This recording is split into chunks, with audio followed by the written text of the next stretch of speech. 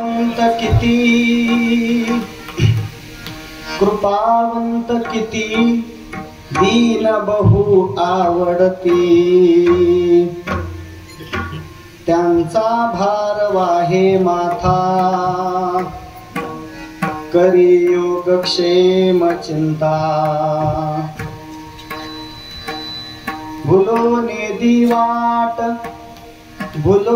दी वाट करी धरुनी दावी नीट, त्यांचा भार वाहे माथा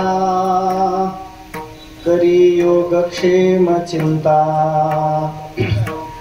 तुका म्हणे जीवे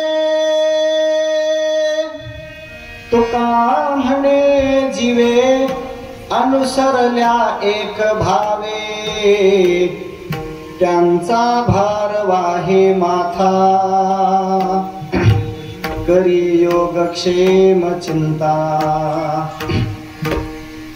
योऽन्तः प्रविश्य मम वाचमिमां प्रसुप्तां सञ्जीवयत्यखिलशक्तिधर स्वधाम्ना। अन्यांश्च हस्तचरणश्रवणत्वगादीन् प्राणान् नमो भगवते पुरुषाय तुभ्यं। पांडुरंगा करो प्रणाम।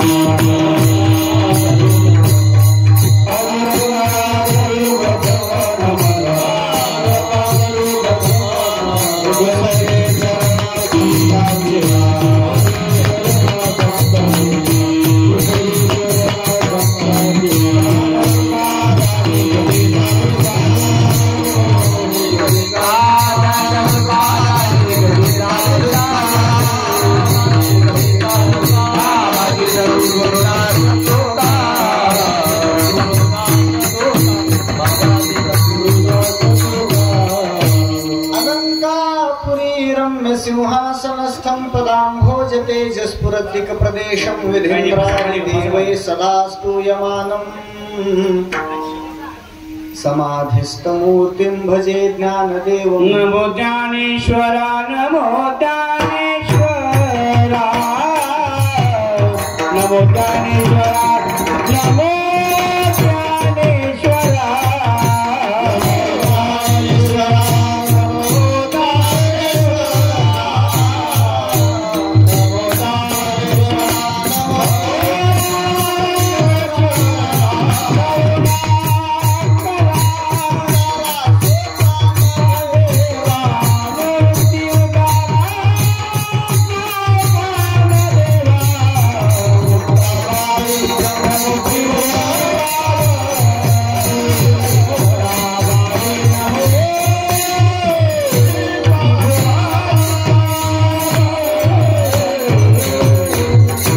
नमो सद्गुरु तुकया ज्ञान दीपा।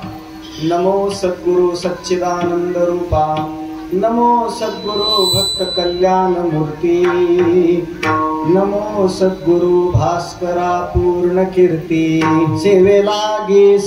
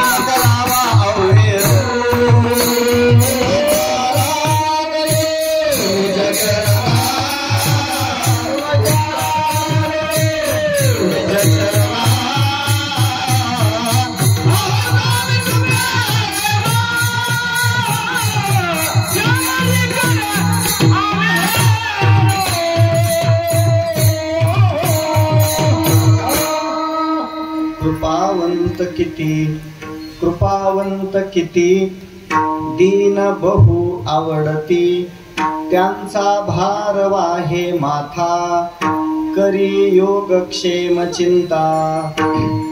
कैवल्य साम्राज्य चक्रवर्ती भगवान श्री ज्ञानराज माऊली, अखिल विश्वाचे परमार्थ प्राण, वैराग्य शिरोमणी ज्ञानेश प्रिय जगद्गुरु श्री तुकोबाराय, स्वानंद सुखनिवासी गुरुनाम गुरु सद्गुरु श्री जोग महाराज आदी करून सर्व संतांच्या चरणी साष्टांग नमन करून, जगद्गुरु तुकोबारायांच्या चरणी विनम्र अभिवादन करून, उपस्थित सर्व भाविकांच्या चरणी एकदा वंदन करतो.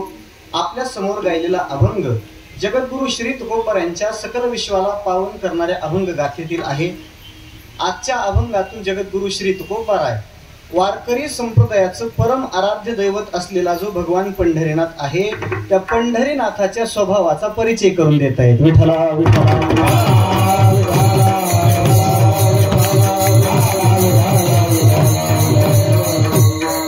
अभंगाला स्पर्श करण्यापूर्वी कार्यक्रमाच्या औचित्याचा परिचय करून देणं माझं कर्तव्य आहे. जगद्गुरु श्री तुकोबारायांच्या चरणस्पर्शानं पावन आणि पुनीत झालेल्या या भूमीमध्ये आपण या ठिकाणी अखंड हरिनाम सप्ताह प्रारंभ केलेला आहे. आणि या अखंड हरिनाम सप्ताहातील चतुर्थ दिवसाची चिंतन सेवा जगद्गुरु श्री तुकोबाराय सेवा संस्थान पादुका संस्थानच्या ट्रस्टच्या माध्यमातून ही सेवा मला प्राप्त झालेली आहे.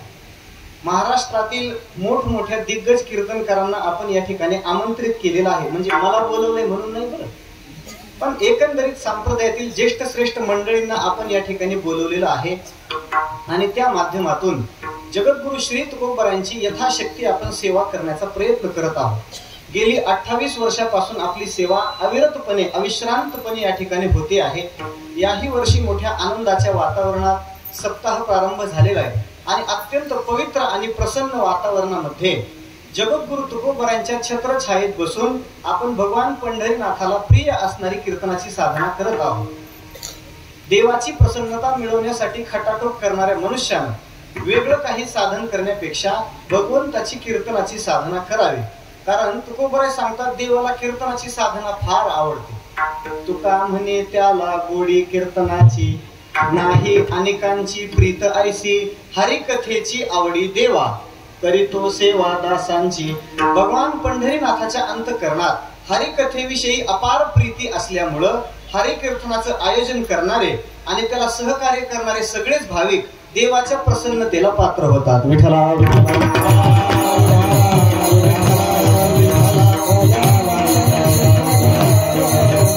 अशी हरिकीर्तनाची साधना अत्यंत शिस्तप्रिय अशा वातावरणात आपण या ठिकाणी संपन्न करत आहोत.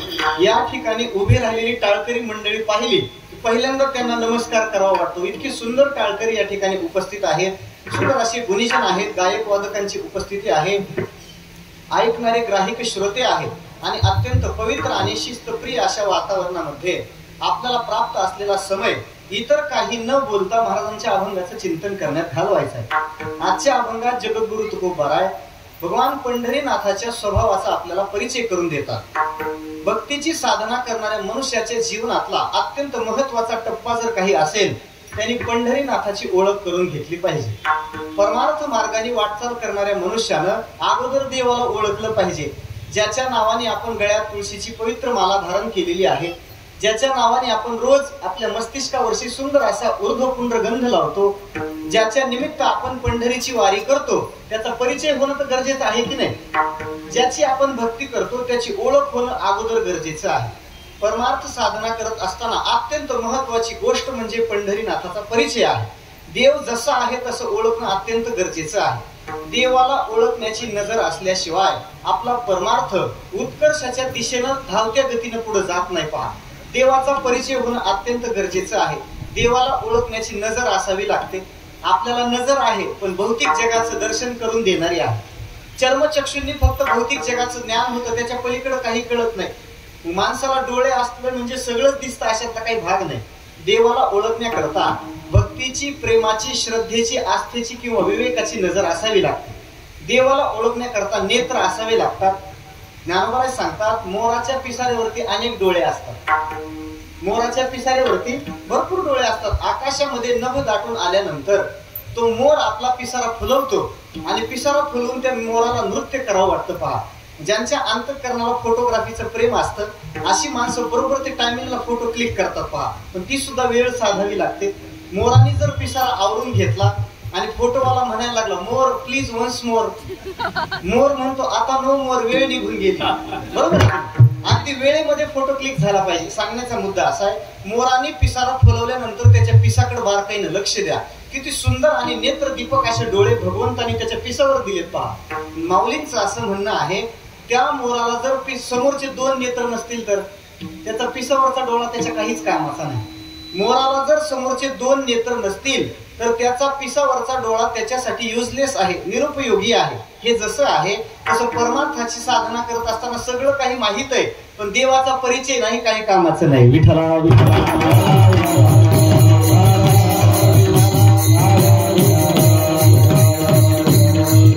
आता ओवी ऐका. मोरा अंगे असोसे पिसे असती बहुवसे, परी एकली दृष्टी नसे तैसे ते गा. माऊली सांगतात पिसावर भरपूर डोळे पण समोरचे डोळे नाही. मग पिसावरचा डोळा जसा कामाला येत नाही तसं परमार्थाची साधना करत असताना देवाचा परिचय करून घेण्याची नजर जर माणसाकडे नसेल तर परमार्थात उपयोग होत नाही पहा. जवळून बोलू का? जगद्गुरु तुकोबराय सांगतात, माणसाच्या देहात येऊनही जो पंढरीनाथाला ओळखत नाही त्याला आंधळ म्हटलं पाहिजे. आंधळी ती तुका मले संसारी जिही नाही हरी ओळखिला, जिही नाही हरी ओळखिला. आंधळी ती तुका मले संसारी जिही नाही हरी ओळखिला, जिही नाही हरी ओळखिला.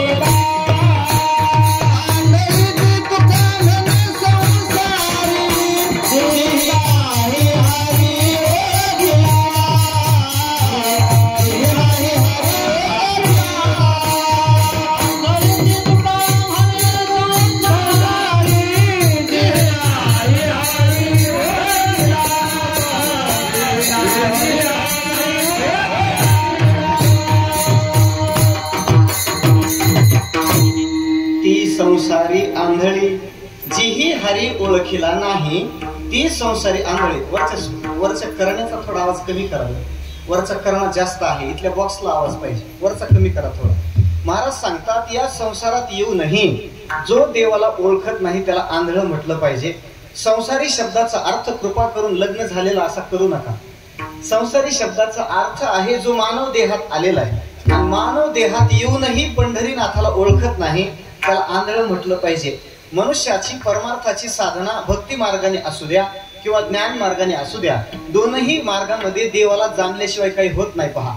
ज्ञान मार्ग तर जाणीवेचाच आहे. तमेव विदित्वा अतिमृत्युमेति नान्यः पंथः विद्यते अयनाय. श्रुती माता सांगते देवाला जाणूनच मनुष्य मोक्षापर्यंत जाऊ शकतो. तमेव विदित्वा म्हणजे देवाला जाणल्याशिवाय आपण मुक्त होऊ शकत नाही असं ज्ञानशास्त्र सांगतं. मग कोणी म्हणेल भक्ती मार्गात देवाला जाणावं लागत नाही, असं चालत नाही. मा भक्तीची साधना करत असताना सुद्धा पंढरीनाथाला ओळखावंच लागतं. ज्ञानोबराय सांगतात, देवाचा परिचय करून न घेता केलेलं जे भजन आहे, देवाला न ओळखता केलेलं जे भजन आहे ते व्यर्थ जातं. विठ्ठला विठ्ठला.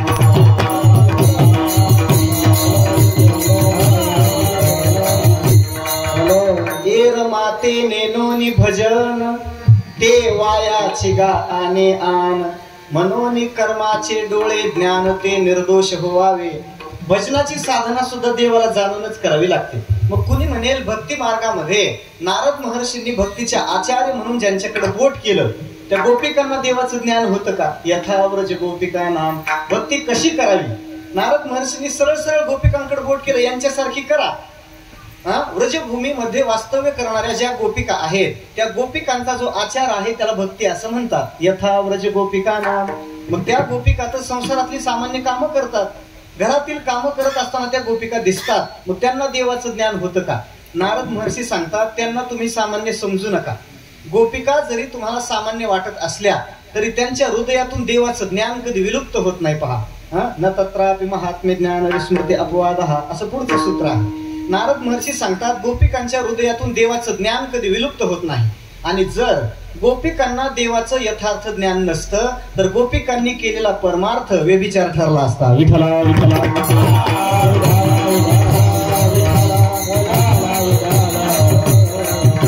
तत्विहीनम जारानामिव असं पुढचं सूत्र आहे. म्हणजे देवाला न जाणता केलेली भक्ती व्यभिचार ठरते. पहा, देवाला जाणल्याशिवाय मनुष्याचा परमार्थ योग्य दिशेनं पुढे वाटचाल करत नाही. मनुष्य देहात येऊनही ज्यांनी देवाला ओळखलं नाही, तुकोबार त्यांना आंधळ म्हणतात.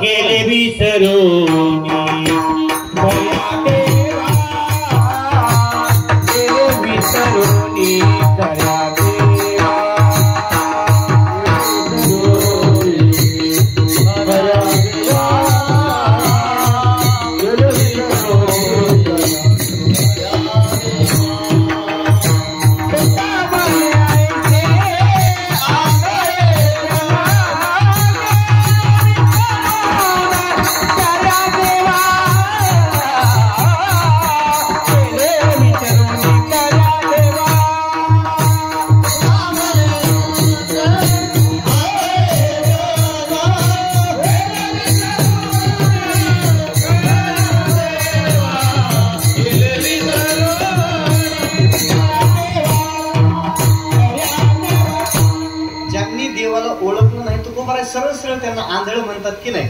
म्हणजे देवाला न ओळखता केलेला परमार्थ आंधळेपणाचा आहे. पण परमार्थाची साधना करत असताना देवाला ओळखण्याचं सद्भाग्य ज्यांना प्राप्त होतं, ओळखीला हरी धन्य तो संसार.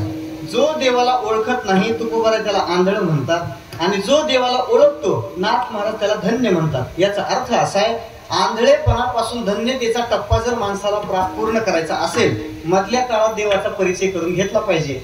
देवाचा परिचय झाला पाहिजे. पटलं की नाही आपल्याला? नाही, तुकोबारांच्या आधाराने सांगतोय म्हणून चाललंय सगळं, नाही का? देवाचा परिचय करून घेतला पाहिजे, पटलं. पण देवाला नेमकं ओळखायचं कसं? पंढरीनाथाचा परिचय करून घेण्याचे मार्ग नेमके कोणते आहेत? सामान्यतः देवाच्या ओळखीचे 3 मार्ग आपल्या समोर व्यक्त करता येणं शक्य आहे. 3 मार्गाने देवाचा परिचय होतो. पहिला मार्ग, देवाचं स्वरूप कळालं पाहिजे. दुसरा मार्ग, देवाचं सामर्थ्य कळालं पाहिजे. आणि तिसरा मार्ग, देवाचा स्वभाव कळाला पाहिजे. विठला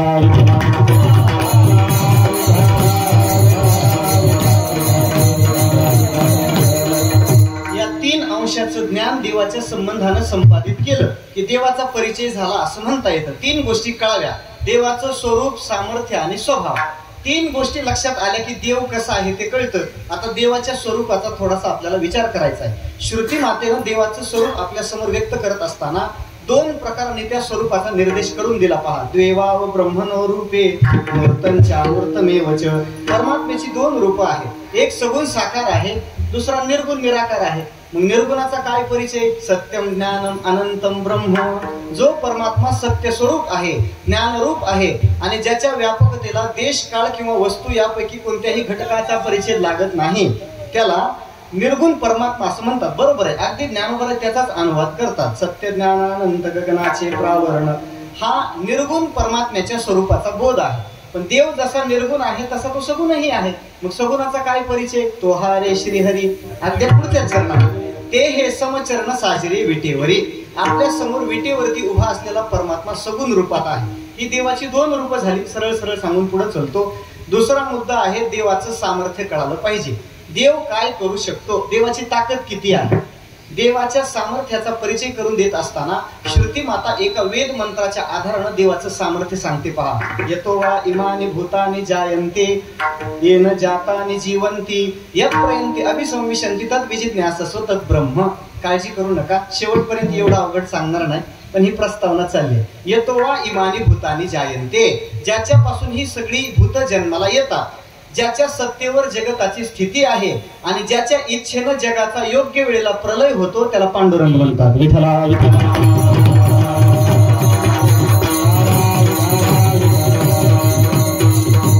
जग निर्माण करण्यासाठी तुमच्या माझ्यासारखा अल्पजीवी, अल्पशक्तिमान, अल्पायुष्य मनुष्य चालेल का? जग निर्माण करण्याकरता अतीत, अनागत आणि वर्तमान 3ही काळाचं ज्ञान एक समय अवच्छेदानं ज्याच्याकडे आहे तो असावा लागतो महाराज. वेदाहम समतीतानि वर्तमानानि चार्जुन भविष्यानि च भूतानि मान्तु वेदन कश्चन. परमात्म्याला तिन्ही काळाचं ज्ञान एका वेळेला आहे, त्याला सर्वज्ञ म्हणतात. पहा, यस सर्वज्ञ हा सर्वविद यस्य ज्ञानमयं तपः अशी श्रुती आहे. म्हणजे हे जग निर्माण करण्याची ताकद फक्त देवाकडे आहे. मनुष्य याच्या बाबतीत इतका दुर्बल आहे. जगाचा विषय सोडा, आपल्या शरीरामध्ये संचार करणारं जे रक्त आहे त्या रक्ताचा एक डॉट सुद्धा माणसाला तयार करता येत नाही, इतका मनुष्य दुर्बल आहे. पहा, एक थेंब रक्त माणसाला तयार करता येत नाही. करता आलं असतं तर किती बरं झालं असतं. पुन्हा दुसऱ्याच्या शरीरातलं वसून घ्या आणि सलाईनच्या माध्यमातून स्वतःच्या शरीरात इंजेक्ट करून घ्या, भानगडच राहिली नसती. रक्तदान शिबिर आयोजित करा, नाही का, ब्लड बँका काढा, ते रक्त साठवून ठेवा, असं काही करायचं कारण राहिलं नसतं. पण मनुष्य रक्ताचा एक थेंबही निर्माण करू शकत नाही, त्याच्याकरता परमात्मा लागतो मला. हे जग निर्माण करण्याचं सामर्थ्य फार मोठं आहे. एका घरामध्ये दोन पिता पुत्र राहत होते, बाप लेकांची जोडी होती. आणि मग घरातला जो कर्ता पुरुष होता तो देवाचं अस्तित्व नाकारणारा होता. देव वगैरे काही मानायची गरज नाही, ही सगळी कपोल कल्पना आहे, भ्रामक समजूत आहे, यांचे पोट भरण्याचे उद्योग आहेत, अशी त्याची भावना होती. तो या शाखेचा सदस्य होता. आताच्या काळात त्याला पुरोगामी म्हणतात. तसं पुरोगामी शब्दाचा अर्थ फार चांगला आहे बरं. पुरतः गमयती, जो पुढे चाललेला आहे त्याला पुरोगामी म्हणतात. पुढे म्हणजे कुठे चाललेला आहे? जो ज्ञानाने, आस्थेने, श्रद्धेने, भावनेने, विवेकाने आणि प्रेमाने पुढे जातो त्याला पुरोगामी म्हणतात. आपले सगळे उद्योग खड्ड्यात जाण्याचे तरीही पुरोगामी. विठ्ठला विठ्ठला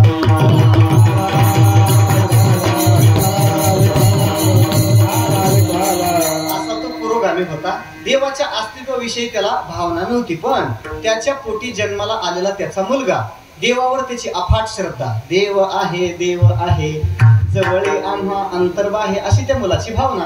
मग त्या मुलाने असं ठरवलं, आपल्या वडिलांना हे पटवून दिलं पाहिजे की जगात देव. पण अशा माणसाला वेदातला मंत्र चालत नाही, गीतेतला श्लोक चालत नाही, ज्ञानेश्वरीतली ओवी चालत नाही, तुकोबरांचा अभंग चालत नाही. अशा माणसाला एखादं लॉजिक सांगावं लागतं. त्याला अलीकडच्या भाषेत काय म्हणतात? तर्क, युक्ती सांगावी लागते. त्या मुलांनी एक युक्ती करायची ठरवली. वडील कामावून घरी येण्याच्या अगोदर भगवान श्रीकृष्णाचं अत्यंत सुंदर चित्र त्या मुलांनी काढलं, ज्याला देखणं चित्र म्हणतात, बोलकं चित्र. ज्या चित्राकडे पाहिल्याबरोबर परमात्मा आपल्याशी बोलेल की काय, इतकं सुंदर चित्र काढलं आणि वडिलांच्या टेबलवरती नेऊन ठेवलं. त्याचे वडील कामावून घरी आले, हातपाय वगैरे धुणं झाल्यानंतर आपल्या रोजच्या जागी जाऊन ते बसले. बसल्याबरोबर समोरच्या चित्राकडे त्या व्यक्तीचं लक्ष गेलं आणि मग चित्रातल्या परमात्म्यानं त्या व्यक्तीची चित्तवृत्ती खेचून घेतली. नाहीतरी खेचून घेतो म्हणून त्याला कृष्ण म्हणतात. कर्षयति इति कृष्ण हा. चित्तवृत्ती खेचून घेतली. काही वेळ त्या मनुष्याच्या चित्ताला अपार आनंद झाला, पण दुसऱ्या क्षणाला कुतूहल निर्माण झालं, औत्सुक्य बुद्धी निर्माण झाली. हे कुणी काढलं? शेजारीच मुलगा होता, मुलाला प्रश्न विचारला की हे चित्र कुणी काढलं? मग मुलाने उत्तर द्यायला प्रारंभ केला, बाबा हे काही काढायची वगैरे गरज नसते, हे आपोआप होतं. हे तुमचं जसं म्हणणं आहे की हे जगत सगळं विदाऊट एनी क्रिएटर होतं, कोणत्याही कर्त्या वाचून हे जगत निर्माण होतं, असं तुमचं जे म्हणणं आहे तोच माझा सिद्धांत आहे. काय म्हणे, तुम्ही कामावून घरी येण्याच्या अगोदर थोडा वारा सुटला, तो वारा खिडकीच्या आतून घरामध्ये आला. घरात ठेवलेल्या A4 साईज कागदाच्या बंडल मधला एक कागद उडाला. त्या कागदानं टेबलचा आश्रय केला. हवेचं सहकार्य घेऊन पेन्सिल आपल्या जागेवरून उठली आणि हवेच्या आधारानं तिनं भगवंताच्या चित्राचा आराखडा, डायग्राम तयार केला. ही सगळी प्रक्रिया पूर्ण झाल्यानंतर रंगपेटीतल्याही रंगांच्या पोटात दुखायला लागलं. त्यांना असं वाटायला लागलं आपणही आपापल्या जागी जाऊन बसलं पाहिजे. एक एक रंग उठायला लागला आणि आपापल्या जागी जाऊन बसायला लागला. ही सगळी प्रक्रिया पूर्ण झाली, देवाचं चित्र तयार झालं. ऐकताय ना तुम्ही? हा. तो बोलायला लागला. त्याचा बाप असं ऐकून घेणारा नव्हता, वैतागला तो, कारण नास्तिक असण्यासाठी सुद्धा बुद्धी असावीच लागते. वैतागला तो, मुलाला शिव्या द्यायला त्यांनी प्रारंभ केला. बावळट आहेस का, गाढव आहेस का, तुझ्या डोक्यात काय कांदे भरले का, बटाटे भरले का? टमाटे नाही म्हटलं त्यावेळेस महाग असते. शिव्या द्यायला प्रारंभ केला. अरे कुणीतरी चेतन करता असल्याशिवाय हे चित्र कसं काय तयार होईल? आणि मुलाला प्रतिप्रश्न केल्याबरोबर मुलाने आपले दोन्ही हात अत्यंत विनम्रतेने आपल्या वडिलांच्या समोर जोडले आणि एक साधा प्रश्न वडिलांना विचारला, बाबा कोणत्याही कर्त्या वाचून चित्र तयार झालं असं मी म्हणालो तर तुम्ही मला गाढव म्हणता, एवढं सगळं ब्रह्मांड कोणत्याही कर्त्या वाचून निर्माण झालं असं म्हणणाराला गाढवाचा बाप का म्हणू नये? विठ्ठला विठ्ठला.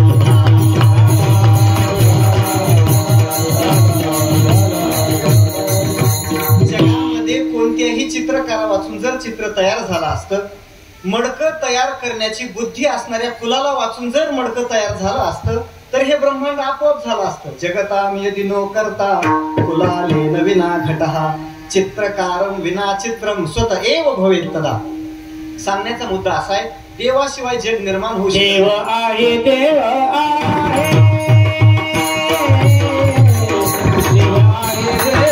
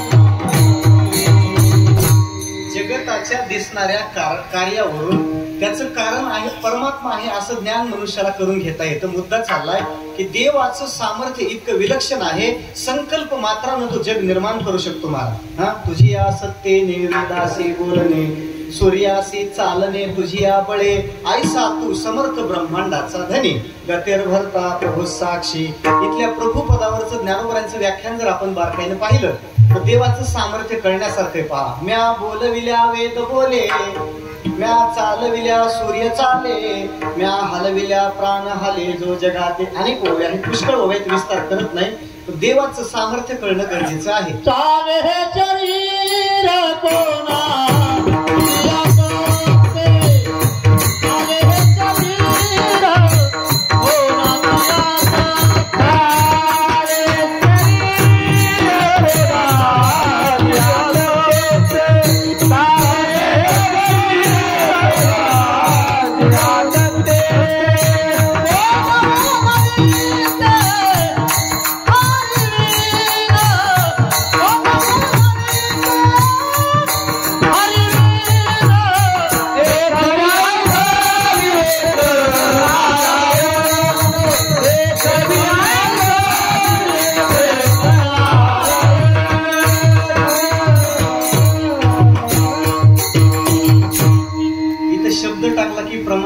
कमी नाही, कारण उभारलेले सगळेच माणसं प्रामाणिक आहे. म्हणजे बसलेले नाहीत मला असं म्हणायचं नाही.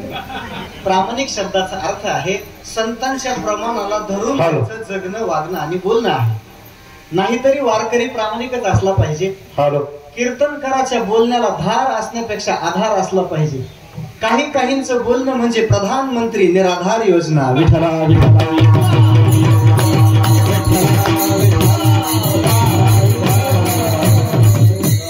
सामर्थ्य ओळखून घेण्याचा प्रयत्न केला पाहिजे. तसं ते समजायला कठीण आहे. माऊलींचं तर म्हणणं उपनिषदाला सुद्धा कळत नाही. न करावे अर्थ उपनिषदा, ज्ञानदेव हरी माझा समर्थ. देवाचं सामर्थ्य मोठं अगम्य आणि अगाध आहे. पण काही शास्त्राच्या आणि संतांच्या आधारानं देवाचं सामर्थ्य कळवून घेतलं पाहिजे. दोन गोष्टी झाल्या. कोणत्या? सकाळची एक पंगत आणि संध्याकाळची एक. संध्याकाळची बाकी आहे म्हणा अजून, पण चिंतनातल्या दोन झाल्या. एक देवाच्या स्वरूपाचा परिचय झाला आणि दुसरं देवाचं सामर्थ्य कसं आहे ते कळालं.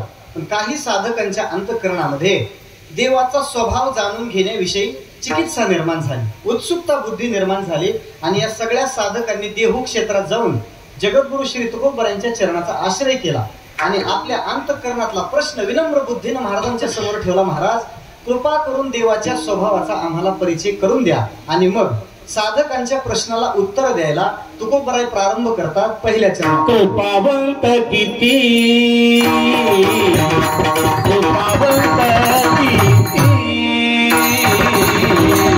कृपावंत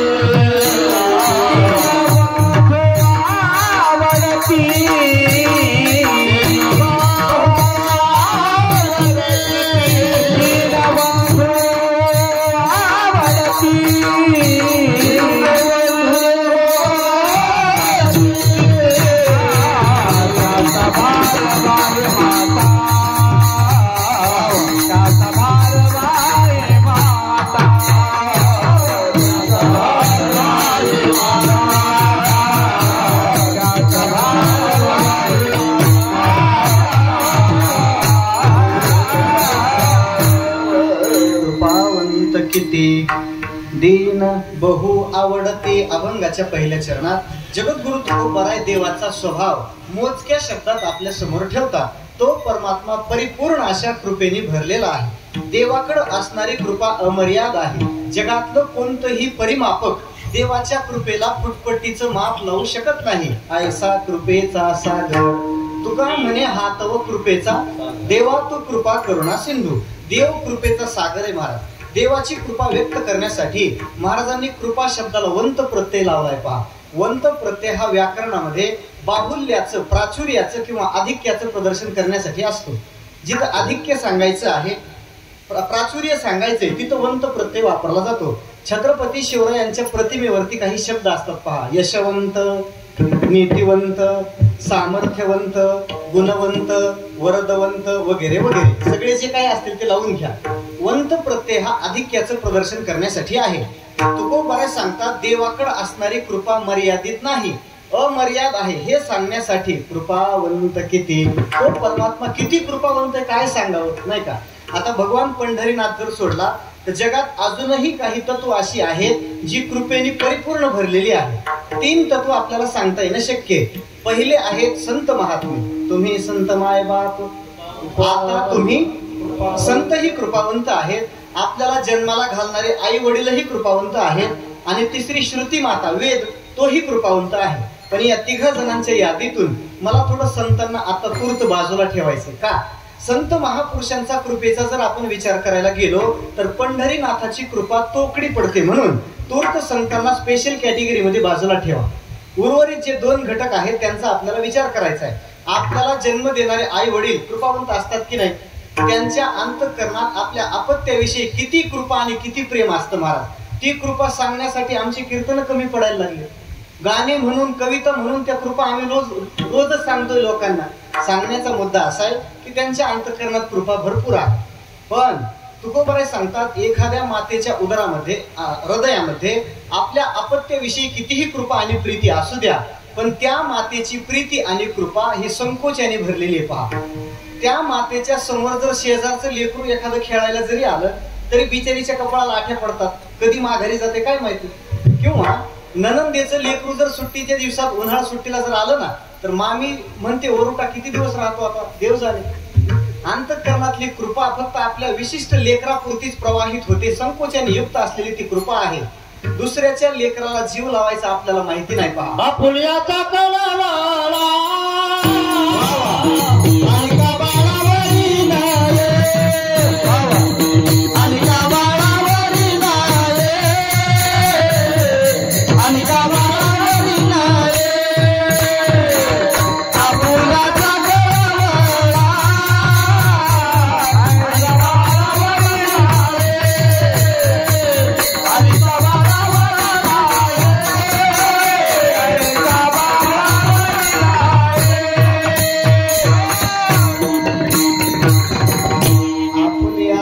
कळवळा आणि का बाळावरी.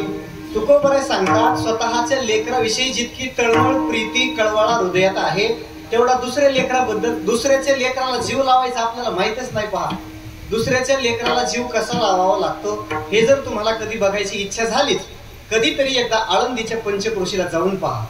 आळंदीच्या परिसरात राहणाऱ्या माता माऊल्या गेल्या 100 वर्षापासून आळंदीकरांना सांभाळतात महाराज. घरात भाजलेली पहिली भाकरी आजही आळंदीकरांच्या हक्काची भाकरी महाराज. गुरु महाराजांच्या मुखातलं वाक्य सांगतो, आळंदीचा परिसर सोडून सगळ्या महाराष्ट्रात देवकी माता राहतात. जन्माला घालतात सोडून देतात.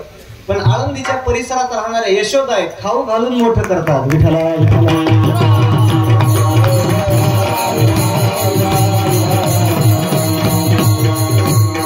आईच्या जीवनात सुद्धा संतत्वाचे काही अंश आहे. आई सुद्धा एका अर्थाने संतच आहे. पहा, सद्गुरु श्री चंद्रशेखरजी महाराज देगलूरकर यांच्या मुखातलं वाक्य सांगतो. महाराज नेहमी असं म्हणत असतात, मर्यादित संतत्व जिच्याकडे आहे तिला आई म्हणा. माझं वाक्य बारकाई नाही का. मर्यादित संतत्व जिच्याकडे आहे तिला आई म्हणा आणि अमर्याद मातृत्व ज्यांच्याकडे आहे त्यांना संत म्हणा. विठ्ठला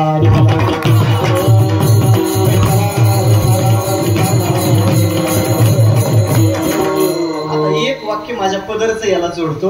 9 महिने उदरात जागा देऊन 10व्या महिन्यात जी जगात सोडून देते तिला आई म्हणा, आणि जगातली सगळी खोडकर बालक जे पोटात घेतात त्यांना माऊली म्हणा. विठ्ठला.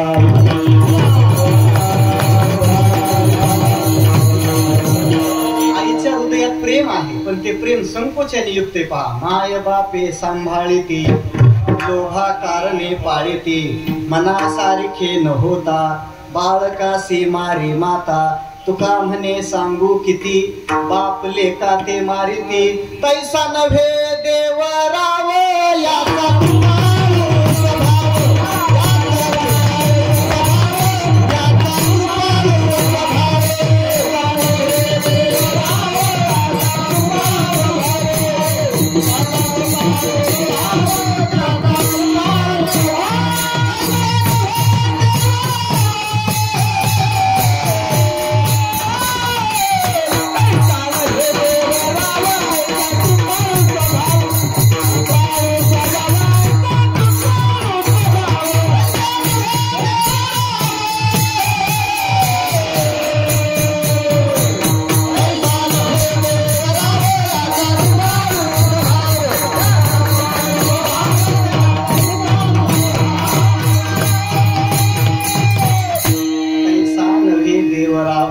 आई बापांच्या हृदयातल्या प्रेमासारखं देवाचं प्रेम नाही. त्याच्यापेक्षा काही विलक्षण प्रेम देवाच्या हृदयात आहे. महाराज गाथ्यात तुकोबरांनी एका प्राण्याचं उदाहरण देऊन हा विषय स्पष्ट केला. जुन्या काळातली माणसं फार बुद्धिमान माणसं होती. पहा, काही कारणानं जर समजा एखाद्या गाईचं वासरू दगावलं, मेलं, तर गाईचं दूध वाया जाऊ नये याच्यासाठी जुनी माणसं काय करायची, त्या वासराच्या आतली सगळी घाण बाहेर काढायची, त्याच्यात भुसा भरायचा आणि ते डुप्लिकेट वासरू शिवून तयार करायचं आणि गाईच्या समोर उभं करायचं. त्याला काय म्हणतात? भोत. भोत म्हणतात. मेलेलं वासरू गाईच्या समोर उभं करायचं आणि ती वेडी गाय आपल्या मेलेल्या वासराला चाटून पाना सोडायची.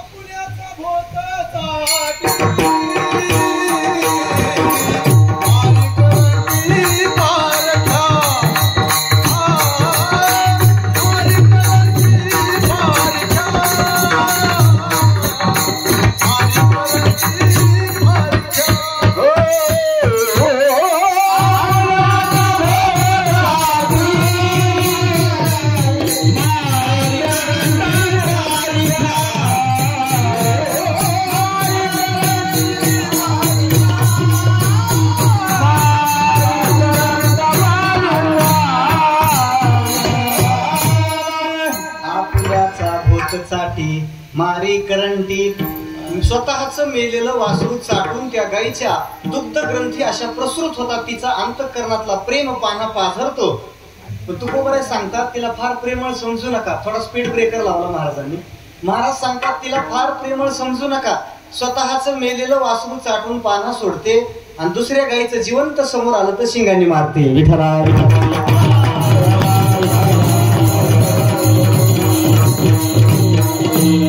मला असं वाटतं हे गायीसाठी सांगितलेलं नसावं. आता इथं वाकसईला इतका सुंदर सप्ताह चालू आहे म्हणून सप्ताहामध्ये सहभागी होऊन गाथा भजनाला किंवा गाथा पारायणाला सहभागी होण्याची बुद्धी गायीकडे नाही. विठ्ठला.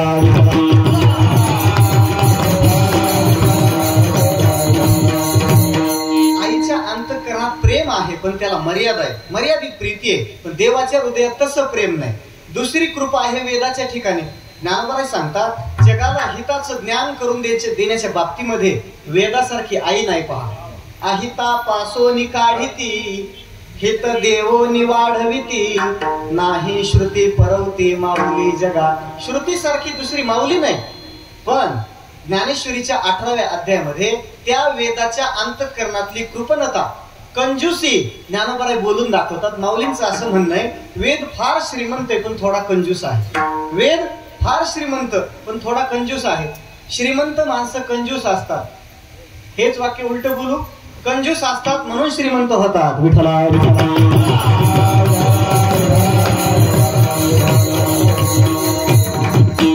नसतात बरं, नाहीतर श्रीमंतांच्या देणगीवर तर चाललंय हे सगळं. पण माऊली सांगतात वेदाकडे श्रीमंती फार पण कृपणता ही तितकीच आहे. वेद काय करतो, जगामधल्या काही विशिष्ट लोकांच्याच कानाला लागतो, काही लोकांना स्वतःपासून थोडं लांब ठेवतो. म्हणून वेदाला सुद्धा माऊली कंजूस म्हणतात. वेद संपन्न होय कीर ठाई, परी कृपनो ऐसा आन नाही, जे कानी लागला तिहे वर्णाच्याची. फक्त त्रैवर्णिकांच्याच कानाला वेद लागतो, म्हणून वेदाची कृपा सुद्धा मर्यादित आहे. विठ्ठला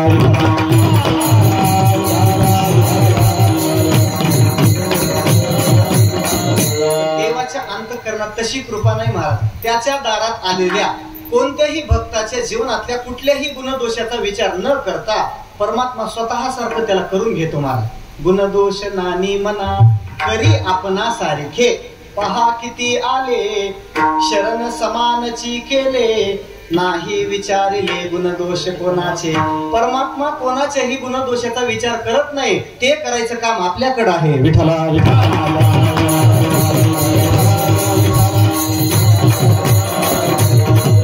भगवंताच्या दारात गेलेला कोणताही भक्त त्याच्या कृपेला पात्र होतो. कोणताही असू द्या, मग तो कोणत्याही अधिकारावरचा असू द्या, त्याचा व्यवसाय कोणताही असू द्या. देवाच्या दारात तो एकदा गेला, भक्ती मार्गाचा आश्रय करून देवाच्या समोर गेला, देवाचा कृपा वर्षाव त्याच्यावर होणारच. मग तो कसाही असला तरी विठ्ठला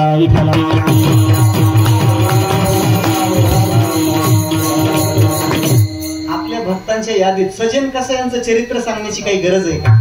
सजन कसाया, बरं त्यांचा व्यवसाय कशाचा आहे?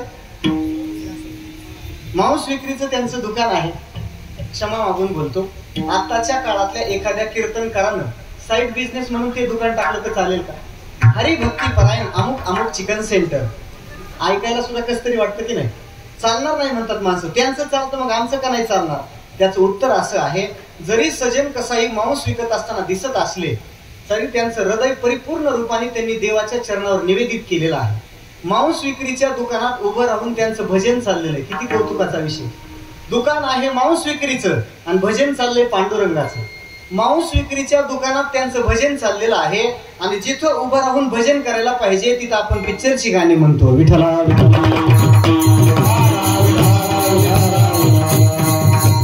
नुसतं म्हणतोच असं नाही, म्हणणाराला 50,000 देऊन बोलवतो. विठ्ठला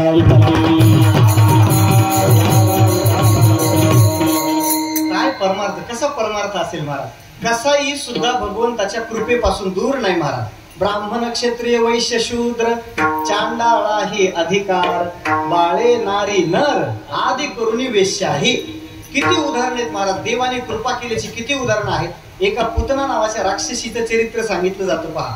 पुतना, जिचं जीवन पवित्र नाही तिला पुतना असं म्हणतात. सरळ सरळ त्याचा अर्थ आहे. आणि मग ही पुतना नावाची राक्षसी भगवंताचा घात करण्याच्या उद्देशानं आपल्या स्तनाला जहरी विष लावून नंद बाबाच्या घरी आली. यशोदा मैयाला बोलण्यात तिनं गुंतवलं आणि देवाला मांडीवर घेतलं. विषारी स्तन देवाच्या मुखात देऊन देवाला मारायचा तिचा हेतू आहे. देवाने काय विचार करायला पाहिजे? माझ्या सोबत असा आघोरी प्रयोग करते काय? तुझा हा प्रयोग झाल्यानंतर तुला एक्सप्रेस हायवेनं नरकाच्या गाडीत बसवतो, थांब जरा. असा विचार देवानं करावा की नाही? पण तो तसा विचार करत नाही, म्हणूनच तो देव आहे. उलट देवाने असा विचार केला, माझी यशोदा माता जशी मला स्तनपान करून रोज वाढवते आहे तशी ही राक्षसी असे नका, पण माझ्या सोबत आई सारखा व्यवहार करत असल्यामुळं हिला अधोगतीला पाठवणार नाही, आई सारखी गती देणार आहे. विठ्ठला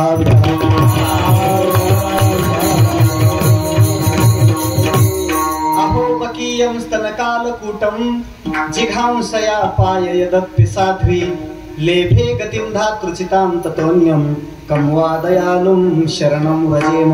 त्वा सनकादिकाचे निमाने सायुज्य सौरसु दिधला पुतने जे विषाचे निस्तन पाने. मारण्याकरता आलेल्या व्यक्तीला सुद्धा जो सायुज्य नावाचा मोक्ष देतो त्याला काय म्हणायचं महाराज? कृपावंत किती. दुसरं उदाहरणच नाही त्याला. ऐसा कृपेचा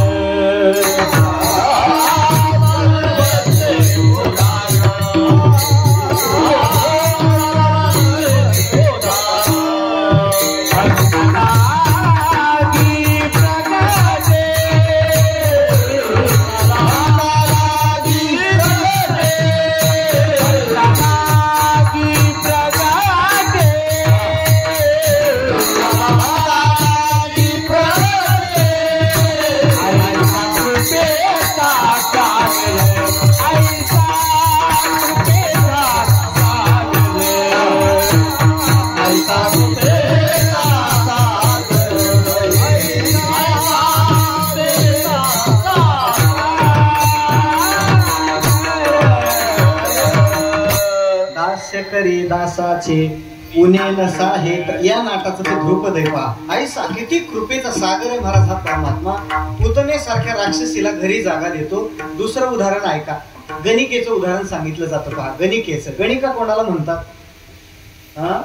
उदरनिर्वाहासाठी देह विक्रय करण्याची जिची नित्य प्रवृत्ती आहे तिला गणिका असं म्हणतात. आता याच्यापेक्षा खाली येऊन बोलण्याची माझी इच्छा नाही. उदरनिर्वाहासाठी इतकं व्यभिचाराचं कर्म जी रोज करते आहे ती गणिका. मग त्या गणिकेने एक पोपट पाळला होता. पोपट पाळत असतात अशी माणसं पोपट कशाला? आलेल्या माणसाचा पोपट करायला सोपं जातं. मग पोपट पाळला होता आणि त्या पोपटाचं नाव तिनं राघव ठेवलं. कुठून सद्बुद्धी झाली तिला माहिती नाही. राघव नाव ठेवलं आणि ती गणिका उसंत मिळाली, वेळ मिळाला की त्या पोपटाला बोलत राहायचे, राघवा मी मेल्यानंतर तुझं कसं होईल? राघवा माझ्यानंतर तुझी काळजी कोण घेईल? तिच्या हृदयाला त्या पोपटाचा ध्यास लागलेला असायचा. आणि मग कर्मधर्म संयोगानं गणिकेचं शरीर अत्यंत जर्जर झालं. जगातले सगळे रोग तिच्या शरीरात राहायला आले. काही क्षणात तिचे प्राण असं म्हणतात विलीन होणार. तेवढ्या वेळात तिच्या समोर तो पोपट आला पहा. माणसाचं सगळ्यात जास्त प्रेम ज्याच्यावर असतं तीच गोष्ट मरताना माणसाच्या पुढे येते पहा. म्हणून जरा आपल्या प्रेमाचा विचार करावा, नाही तर मसडून कोंबड्याच्या यायच्या पुढं. आता आपण वारकरी माणसं आहोत, कोंबड्या असण्याचा आपल्याकडे काही संबंध नाही. ज्याच्यावर जास्त प्रेम आहे तीच गोष्ट पुढे येते. गणिकेच्या समोर पोपट आला आणि ती गणिका त्याच्याकडे हात करून बोलायला लागली, राघवा चालले मी आता. राघव शब्दाचं उच्चारण करता बरोबर गणिकेचे प्राण तिच्या देहाला सोडून बाहेर गेले. माऊली सांगतात आयुष्यभर व्यभिचाराचं कर्म करणारी ती गणिका आहे. कधी देवाची पूजा केली नाही, कधी देवाचं चरित्र ऐकलं नाही, कधी 4 वारकरी घरी जेवायला नेले नाही, कधी सत्कर्माला सहकार्य नाही, काही नाही. नित्यजीची व्यभिचारात प्रवृत्ती. पण मृत्यूच्या समयाला देवाचं नाव मुखात आलं.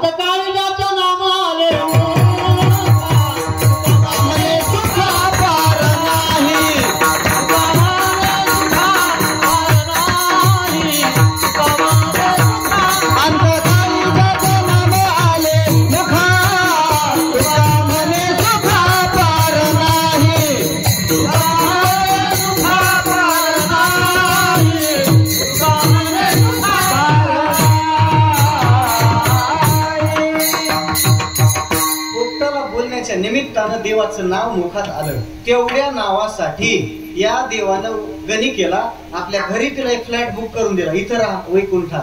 तू ते आराधीना ऐके होती पुंसा बोलावित कौतुके तिये वैकुंठे तुवा गणिके सुरवाड केला व्यभिचारणी गणिका असता कुंटनी विश्वास तिचा मने राघोबाचा आयसी ही पापिने वाहिली विमाने मीही ऐकून विश्वासलो. तुकोबाराय सांगतात ऐकल्यानंतर माझाही विश्वास बसला. किती कृपेचा सागर आहे हा. कृपावंत किती.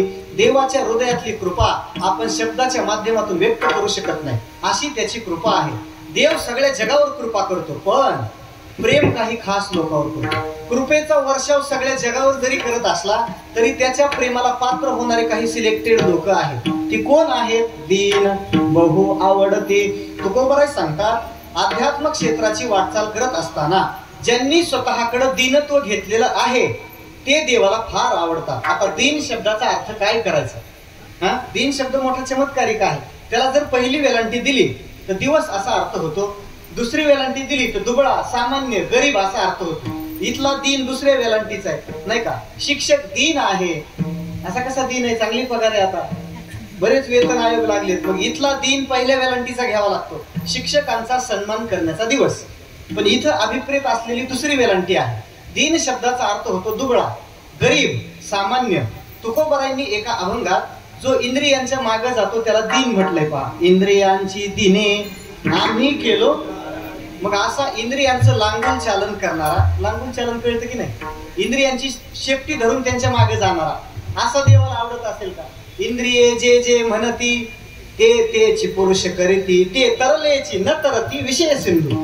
इंद्रियांच्या मागे जाणारा देवापर्यंत जात नाही. उलट इंद्रिय निग्रह करणारा भक्त देवाच्या जवळ जातो. चितात्मन प्रशांतस्य परमात्मा समाहिता. जो इंद्रियांना जिंकणारा आहे त्याच्यावर देवाची विशेष कृपा आहे. म्हणून इथला दीन इंद्रियांनी दुर्बल केलेला चालत नाही. दुसरा अर्थ करावा लागतो. दीन शब्दाचा अर्थ बघण्यासाठी थोडं नारद भक्ती सूत्राचा विचार करा. नारद भक्ती सूत्रामध्ये नारद महर्षींनी देवाच्या स्वभावाचं वर्णन एका सूत्रात केले पहा. नारद महर्षी सांगतात ज्याच्या हृदयात अहंकार ठाण मांडून बसलेला आहे देवाला त्याच्याबद्दल अंतःकरणात रोषाची भावना आहे, आणि जो निरभिमानी झालेला आहे त्याच्याबद्दल प्रेमाची भावना आहे. विठ्ठला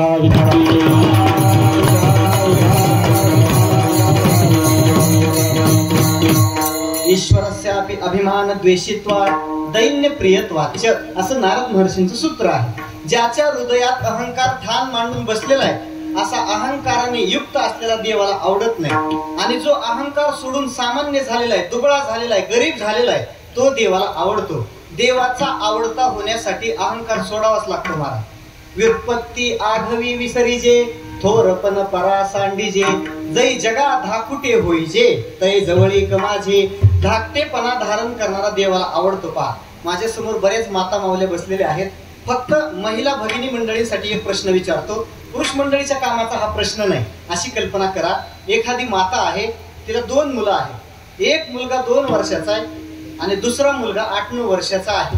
तुकोबरांची शपथ घेऊन सांगा, आईला जास्त कोणतं लेकरू आवडतं? हा मोठ्याने बोला जरा. हा ते खुणावतात, लहान आवडतं. त्यांचा मोठा मुलगा आलाय का कीर्तनाला? जर आला असेल तर त्यांच्या प्रेमाचा विचार करा असं मला म्हणायचं. बरोबर आहे त्यांचं, ते लहान आवडतं म्हणतात. तुकोबराय सांगतात दोन्हीही मुलांना जन्म देणारी आई एकच आहे. दोन्ही उभयता आपणची व्याली आवडीची चाली भिन्न भिन्न. मला त्या प्रमाणाचा फक्त विस्तार करायचा.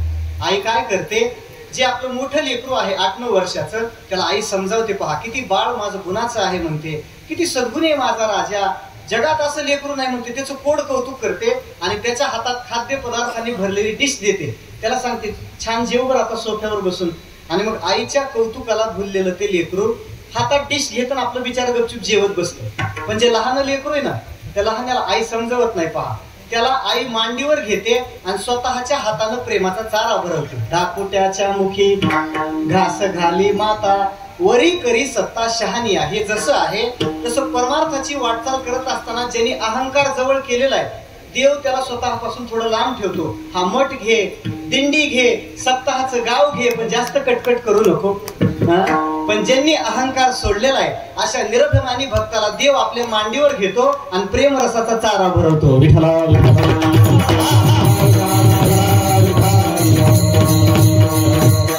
आई जसं 2 लेकरांमध्ये प्रेमाचा भेदभाव न करता प्रेमाच्या अभिव्यक्तीमध्ये बदल करते. पहा प्रेम समानच आहे.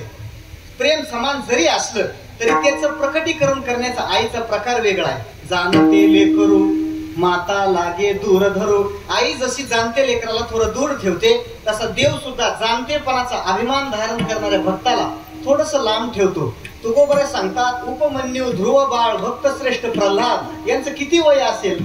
उपमन्यू ध्रुव हे काय जाणती, प्रल्हादाच्या चित्ती नारायण 10 वर्षाच्या आतलं यांचं वय आहे. पण देवाला समोर प्रकट करण्याचं सामर्थ्य त्यांच्यात आहे. का निरभिमानी असलेले भक्त तयासी नेनती बहु आवडती होय जया चित्ती एक भाव. ज्यांनी परमार्थाच्या क्षेत्रात निरभिमानीपणा धारण केला ते देवाला आवडतात. म्हणून तुकोबरांचं असं म्हणणं आहे, माणसाच्या जीवनात धाकटेपणाचं जगणं श्रेष्ठ जगणे. पहा तुका म्हणे बरे धाकटाचे जिने धाकटाचे जिने.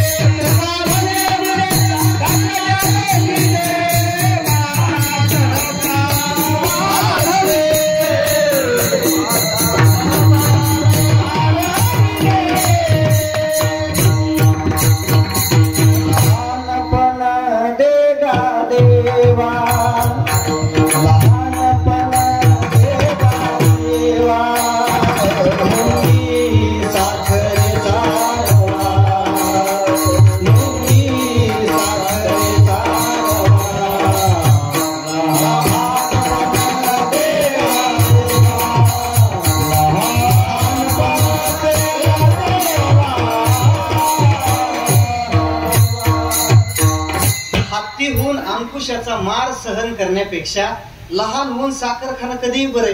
तुका म्हणे बरे धाकटेपणाचं जगणं श्रेष्ठ जगणे का, या मार्गाने देव आकळतो पहा. नम्र झाला भूता तेने कोंडिले. पारमार्थिक मनुष्याची संपत्ती ही नम्रता आहे. पारमार्थिक मनुष्य जितका विनम्र तितका तो जास्त श्रीमंत.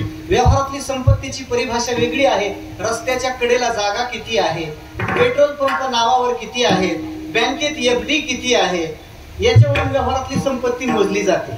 अध्यात्माच्या क्षेत्रामध्ये जो जितका जास्त विनम्र तो तितका श्रीमंत पहा. आणि हे भक्त महात्मे अहंकार विमुक्त झालेले असल्यामुळं यांच्यासारखी श्रीमंती कोणाकडे नाही. सोडी मी तू पण तोची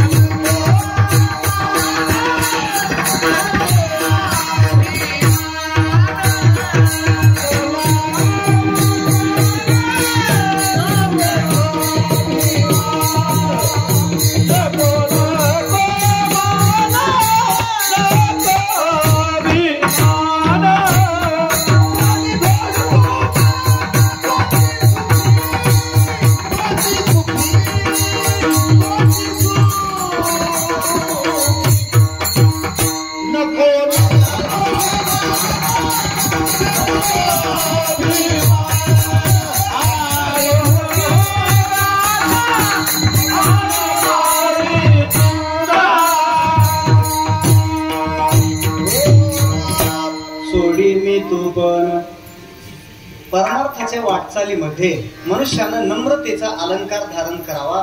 कारण नम्रता ही परमार्थातली खूप मोठी संपत्ती. लाचारी वेगळी बरं, लाचारी वेगळी, नम्रता वेगळी. एक वाक्य सांगतो, समस्त लाचारी आज संप्रदायामध्ये नम्रतेचं पांघरून घेऊन ठसठशीत कुंकू लावून मिरवते. विठ्ठला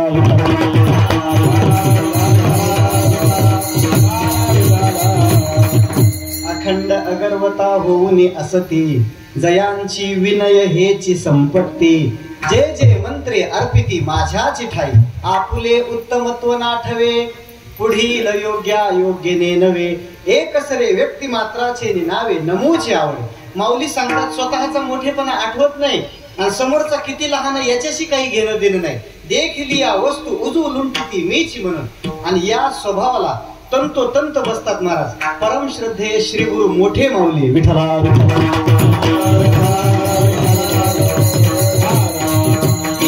वाचल्यानंतर दुसऱ्याचं स्मरण होऊच शकत नाही. संप्रदायामध्ये एकमेव व्यक्तिमत्व किती नम्रता महाराज. त्यांच्याकडे पाहिल्यानंतर आपल्यालाच कस तरी वाटतं. बाकीचेही भेटतात पण ते नम्री भेटतात. हा, पण मोठे माऊली मूर्तिमंत नम्रता विठ्ठला.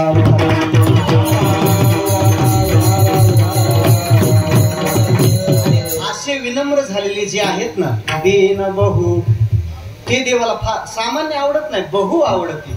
अहंकार सोडणारा भक्त जर देवाला आवडत असेल आणि देवाचा प्रिय होण्यासाठी जर आपण परमार्थ करत असू, तुकोबरे सांगतात अगोदर या काळतोंड्या अहंकाराला बाजूला करा. अभिमानाचे तोंड काळे, दावी बळे अंधार. अभिमान मनुष्याच्या जीवनाला कलंक लावणारा असल्यामुळं अभिमानाला सोडून द्यावं, नम्रता धारण करावी, देवाचा प्रिय व्हावं. दीन बहु आवडते. मग ज्याच्या विषयी मनुष्याच्या अंतःकरणात प्रीती असते त्या माणसासाठी मनुष्य काहीही करायला तयार होतो. व्यवहारात समजा आपल्याला एखादा व्यक्ती आवडतो, त्याच्यावर आपलं जीवापाड प्रेम आहे, त्याच्यासाठी मनुष्य काहीही करायला तयार होतो की नाही. मग देवाच्या हृदयात जर या भक्ताविषयी प्रेम असेल तर देव यांच्यासाठी करतो काय, अभंगाच्या दुसऱ्या चरणात. त्यांचा भारवा हे माता,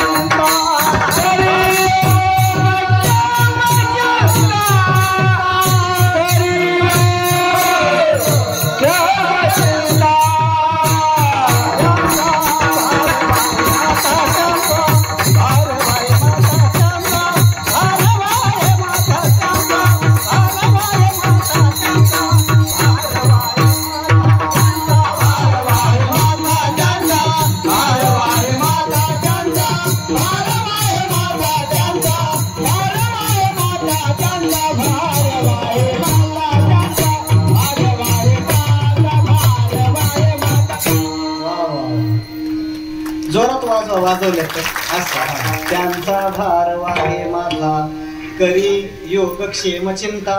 परमार्थाची वाटचाल करत असताना निरभिमानी झालेले जे भक्त आहेत, जे नम्र झाले, अहंकार शून्य झाले, परमात्मा त्यांचं सगळं ओझं स्वतःच्या डोक्यावर घेतो आणि त्यांच्या परमार्थिक जीवनाच्या वाटचालीतली योगक्षेमाची चिंता स्वतः करतो. देवाला सवयच आहे महाराज भक्ताचं ओझं स्वतःच्या डोक्यावर घेण्याची. व्यवहारातली माणसं मोठी चतुर असतात, आपल्या डोक्यावरचं ओझं दुसऱ्याच्या डोक्यावर देऊन आपण मोकळे व्हावं. पण देव तसं करत नाही महाराज. सेवकाच्या शिरी धरून चाले पादुका.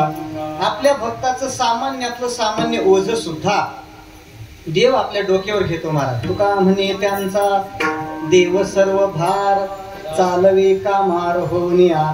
भगवत भक्ताचं ओझं देव स्वतःकडे घेतो. बर, पण भक्त महात्म्यांकडे असं ओझं असतं कोणतं? आता मी आणि माझ्याचं ओझं तर त्यांनी सोडून दिलेलं आहे, म्हणून ती बहुभार पडी याला शिरी ती घेता येत नाही. इथं भक्त महात्म्यांकडे असं ओझं कोणतं असतं? इथं जन्मलेल्या प्रत्येक जीवाकडं दोन प्रकारचं ओझं त्याच्या मागे पहा. पहिलं ओझं आहे उदरभरणाचं आणि दुसरं आहे या संसाराच्या चक्रातून सुटण्याचं. त्याला भुक्ती मुक्तीचं ओझं असं म्हणतात. पण जो दीन झाला, विनम्र झाला, देव त्याचं दोनही प्रकारचं ओझं स्वतःकडे घेतो. भुक्ती मुक्तीची चिंता दैन्य नाही दरिद्रता. तुका म्हणे दाता पांडुरंग ओळगिल्या. एकदा पंढरीनाथाची सेवा केली की हा पंढरीनाथ भक्ताच्या भुक्तीचीही चिंता स्वतः करतो आणि मुक्तीचीही चिंता स्वतः करतो.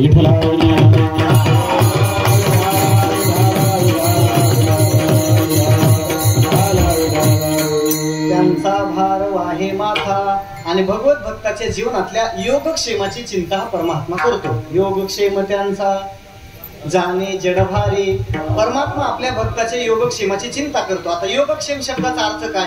योग शब्दाचा अर्थ आहे न मिळालेली गोष्ट मिळणं आणि क्षेम शब्दाचा अर्थ आहे मिळालेली टिकून राहणं. अप्राप्तस्य प्राप्तिर्योगः प्राप्तस्य परिपालनं क्षेमः. न मिळालेली गोष्ट मिळवून देणं याला योग म्हणतात आणि मिळालेली गोष्ट टिकून राहणं याला क्षेम म्हणतात. भगवान परमात्मा भक्ताच्या जीवनातल्या योगक्षेमाची चिंता स्वतः करतो. पहा, हा योगक्षेम फार अवघड आहे महाराज. कठीण योगा होनी क्षेम.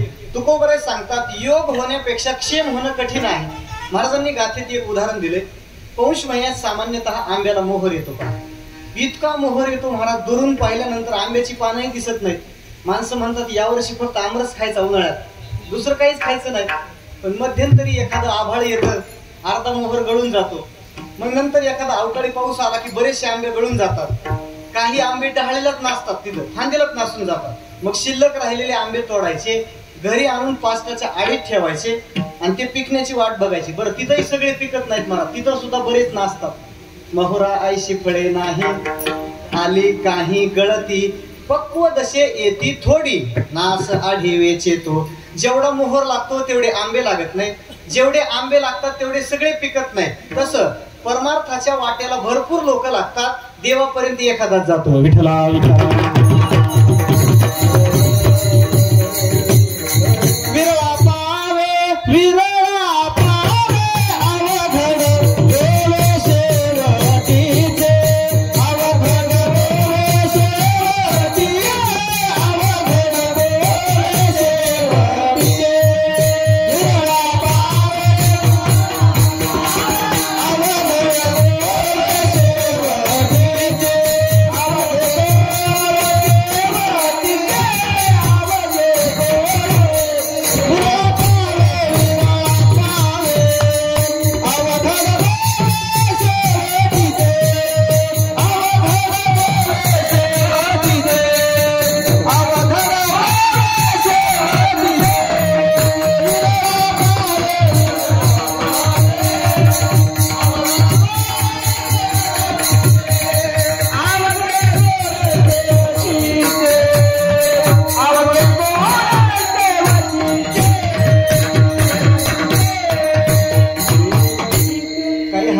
घटना दुरुस्ती. विठ्ठला विठ्ठला.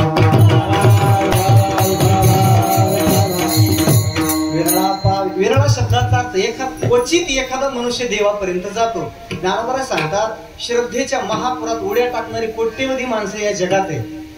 आस्थेच्या महापुरी रिगतात. आपला आषाढीचा सोहळा किती गर्दी वाढली महाराज, तंबू ठोकायला जागा नाही. एवढी गर्दी आहे, पण देवापर्यंत किती जात असतील? विरळा पावे. परमार्थाचं फळ एखाद्यालाच भेटतं, बाकीच्यांना काशीफळ भेटतं. काशीफळ शब्दाचा अर्थ आहे फळापर्यंत जाता जाता मध्येच कुठतरी काशी होते. विठला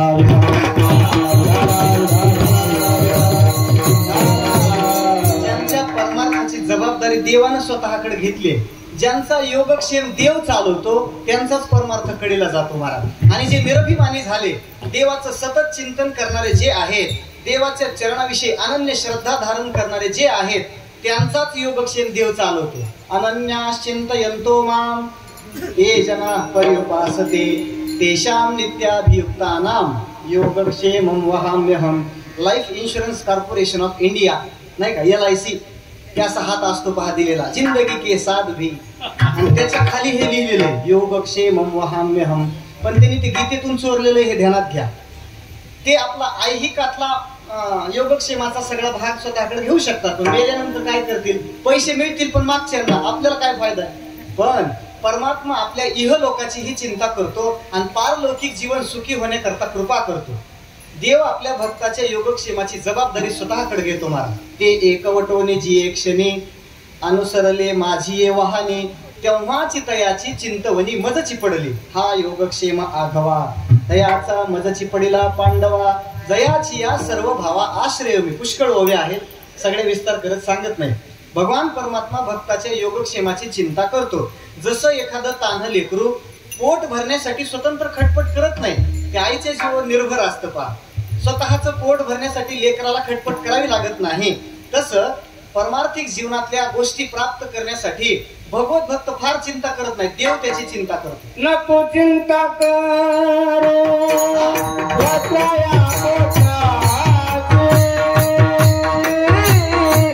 नको चिंता करू वत्राया पोटाची माऊली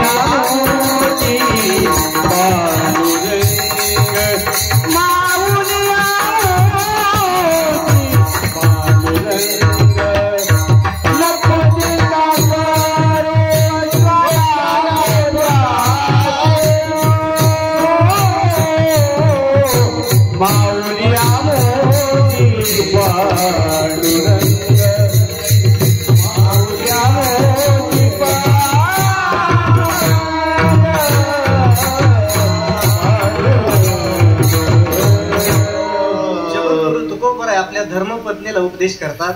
गाते 4 अभंग आहेत. स्वतःच्या पत्नी सोबत संवाद केलेले 4च अभंग आहेत, 5वा उपस्थित नाही. कोण येते घरा आमुच्या कशाला, एक अभंग. सुख हे नावडे आम्हा कोण्या बळे, दुसरा अभंग. देव पहावया करी व साया असं, तिसरा अभंग. आणि गुरु कृपे मज बोलविले देवे, चौथा अभंग. विठला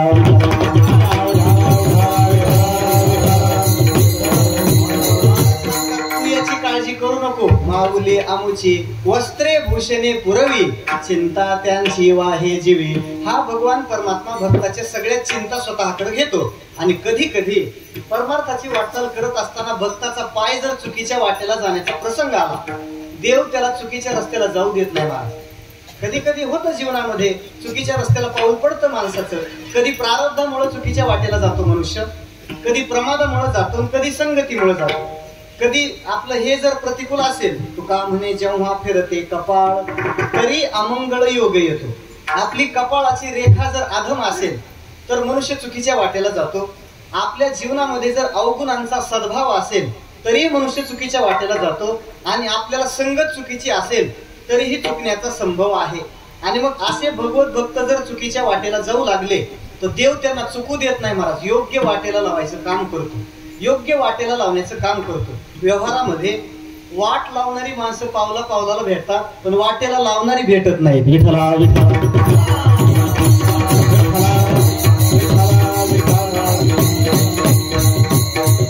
आताच्या काळातल्या तरुणांची जर स्थिती आपण बारकाईने पाहिली तर कोणत्याही सज्जनाच्या अंतःकरणाला वेदना होतील असं तरुणांचं जगणं आहे सध्याच्या.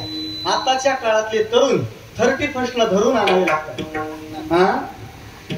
तरुणांना धरून घरी आणावं लागतं, नाही का?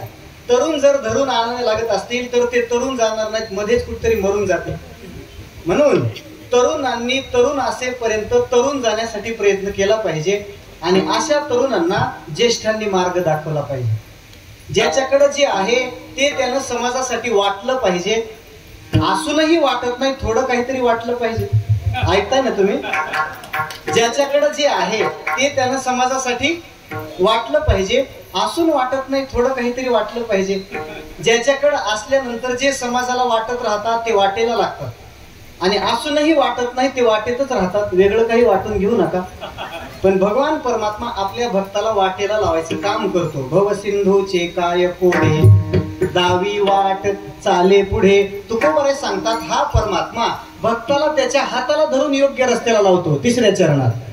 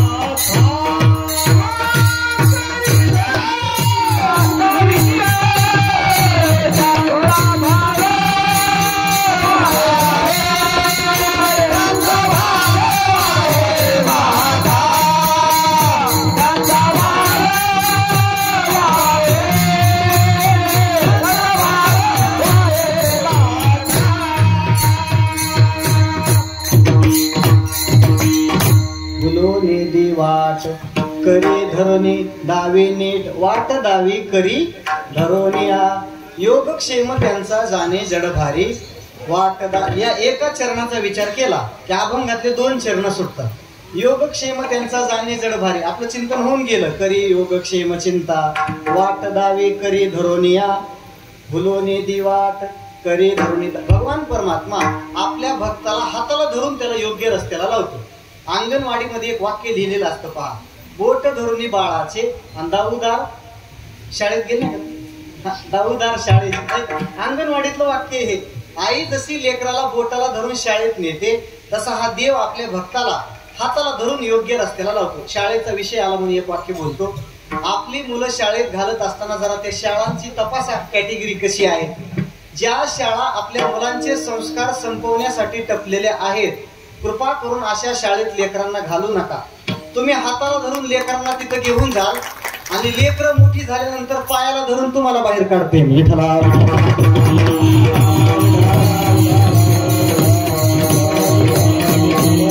वाट दावी करी धरोनिया.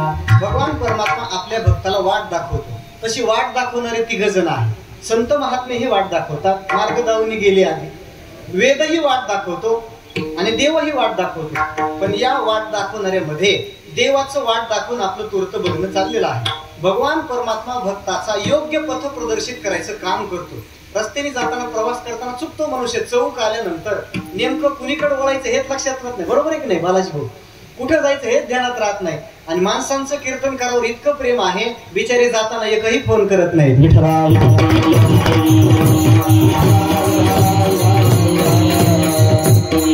प्रवासामध्ये जसं चुकण्याचा संभव आहे तसं भक्तीच्या प्रवासात सुद्धा चुकण्याची वेळ मनुष्याच्या जीवनात येते. पण देव त्याला चुकू देत नाही महाराज. योग्य वेळेला त्याला रस्ता दाखवायचं काम करतो. या संबंधानं एका भगवत भक्ताच्या जीवनातला एक छोटा प्रसंग मला आपल्या समोर व्यक्त करायचा आहे. तत्पूर्वी सगळ्यांनी एकदा थोडं रिलॅक्स व्हा. एक तास दीड तासापासून आलेला आळस थोडासा झटकून टाका आणि मनापासून भगवान पंढरीनाथाचं सगळ्यांनी एकदा प्रेमाने भजन करा. राहिलेला विचार नियोजित वेळेमध्ये. विठोबा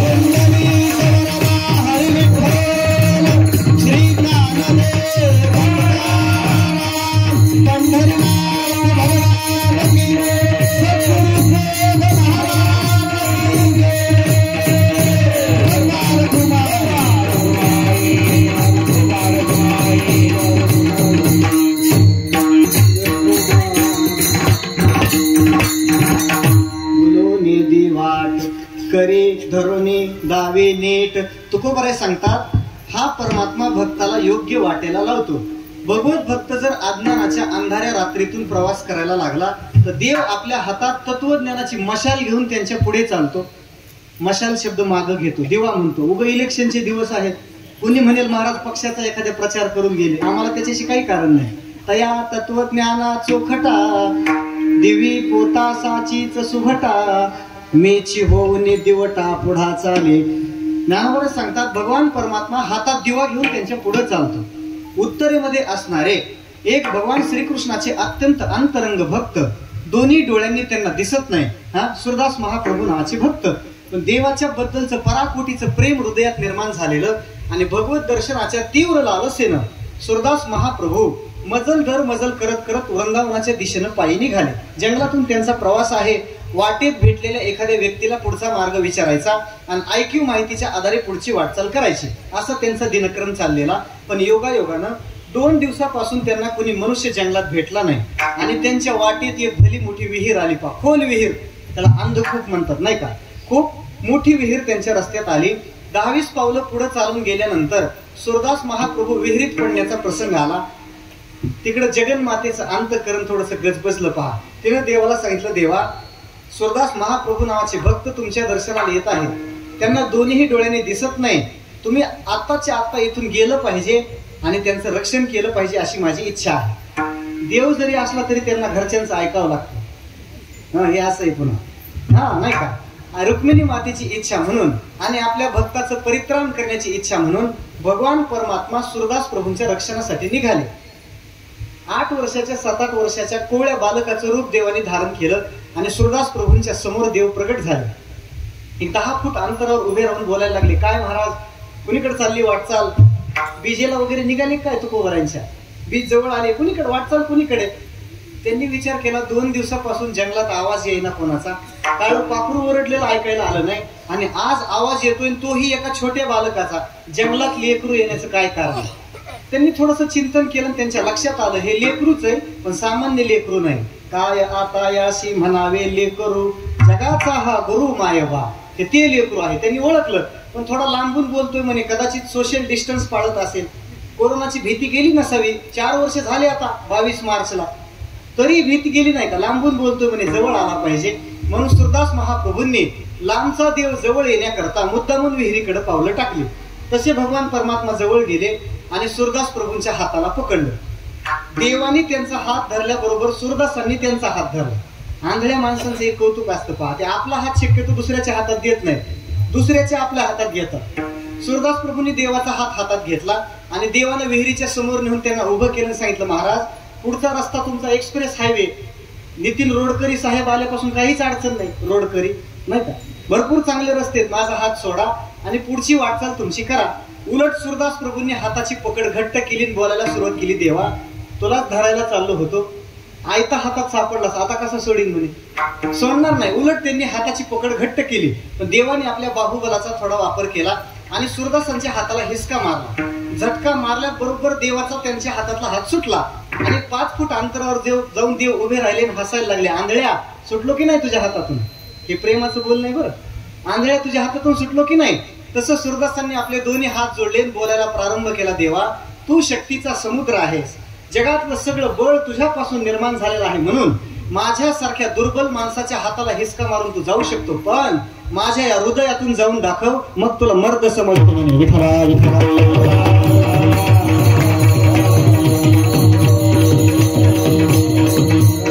हस्तम उत्क्षिप्य यातोसी बला कृष्ण किमद्भुतम, हृदयात यदि निर्यासी पौरुषंग नयामी ते, तुका म्हणे साचा कैसा जाची हृदयीचा. सांगण्याचा मुद्दा असा आहे, भक्ताच्या जीवनात जर संकटाचा प्रसंग निर्माण झाला, देव त्याला योग्य वाटेला लावतो. महाराज तुका म्हणे वाट दावणे सद्गुरु, राहिला से दोरू पांडुरंग.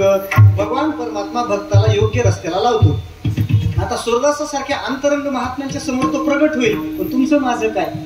मग देवाला ज्याचं रक्षण करण्याची इच्छा होते, देव त्याला योग्य वेळेला योग्य बुद्धी देतो. आणि ज्याला देवाचा घात करण्याची देवाला ज्याची इच्छा आहे, ज्याला पापाचं दुःख हे नावाचं फळ देवाला द्यायचंय, देव काय करत नाही, त्याची बुद्धी बदलतो. फक्त विनाशकाले माणसं म्हणतात त्याला काय दुर्बुद्धी सुचली नाही, देवानं सुचवली का? त्याच्या कर्माचा भोग देवाला त्याला घडवायचा आहे. एक सुभाषित असं आहे, त्याच्यामध्ये असं सांगितलं गेलं की देव हातात काठी घेऊन कोणाला दंडही देत नाही आणि समोर प्रगट होऊन कोणाला रस्त्यालाही लावत नाही, फक्त योग्य वेळेला त्याची बुद्धी बदलण्याचं काम करतो. भुलवणे दिवाट करे घरणे दावेने, योग्य प्रसंगात योग्य बुद्धी देऊन आजपर्यंत देवाने अनेक भक्तांचं रक्षण केलेलं आहे. असा हा कृपा वत्सल असलेला देव आहे. भक्ताच्या विषयी त्याच्या अंतःकरणात वात्सल्य भाव आहे. भक्त वत्सल म्हणून जगात त्याची प्रसिद्धी आहे. भक्त वत्सल दीनानाथ तीही लोकी ज्याची मात. विष्णू सहस्त्रनामामध्ये देवाची 1000 नावं आलेली की नाही, त्याच्यात भक्त वत्सल हे देवाचं नाव आहे. पहा, आठवतो का श्लोक कोणाला? एक 5 सेकंदाचा पॉज घेतो तुमच्यासाठी. आठवलं तर बघा, थोडा बुद्धीला ताण देऊन. विष्णू सहस्त्रनामामध्ये देवाचं भक्त वत्सल हे एक नाव आलेले. पहा, हा एकोनैक सवक्कटिम यत्तत्पदमनुत्तमम लोकबंधुर लोकनाथो माधवो भक्तवत्सला. हा भगवान परमात्मा भक्तवत्सल आहे.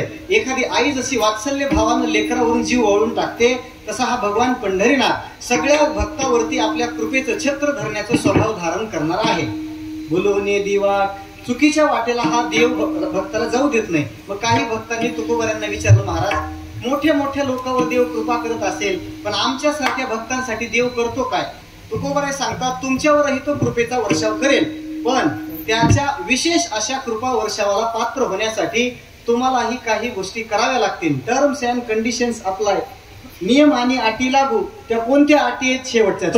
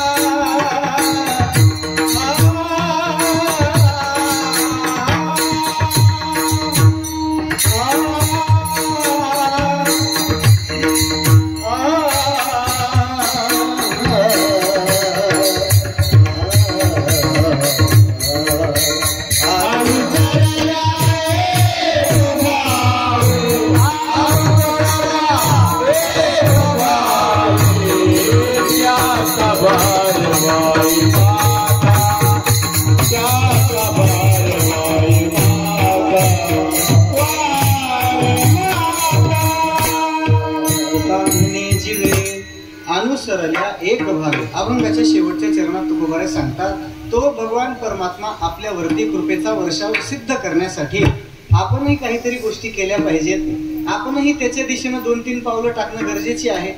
तोही आपल्याकडे धावत येणार आहे, पण अगोदर आपण 2-3 पावलं टाकणं गरजेची आहे. समजा मंडपाच्या त्या टोकाला एक माऊली उभी आहे आणि या स्टेजच्या जवळ एक लेकरू उभा आहे.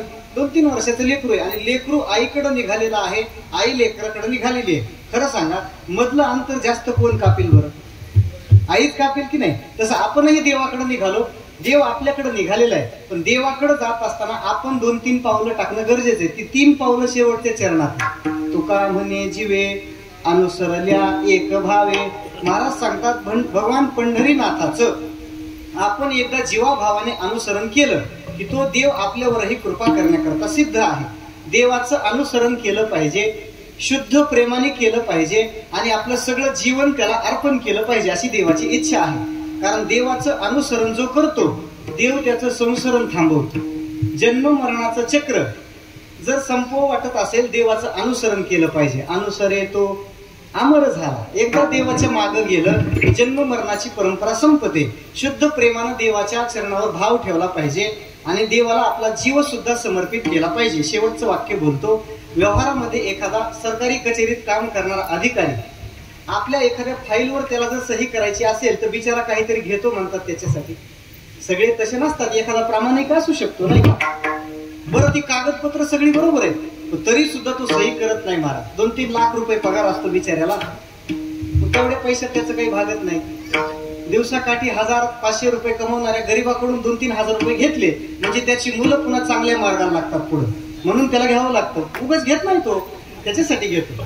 व्यवहारातला एक सामान्य अधिकारी जर काहीतरी घेतल्याशिवाय काम करत नसेल, त्रिभुवनाचा अधिपती फुकट काम करेल का? तोही लाच घेतल्याशिवाय काम करत नाही.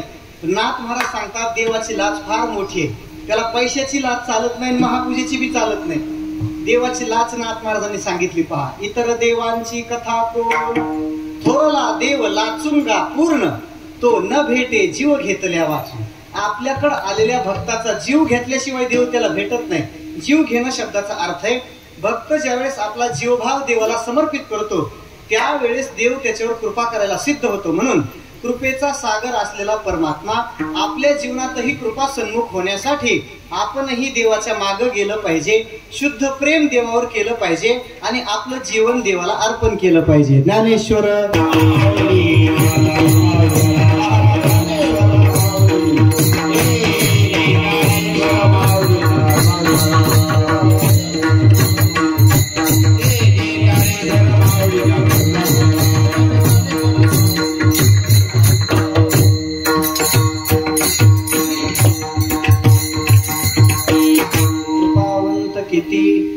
बहु आवडते, त्यांचा भार वाहे माथा, करे योग क्षेम चिंता, यथामथी यथावकाश. नियोजित वेळेमध्ये अभंगावर बोलण्याचा प्रयत्न केला.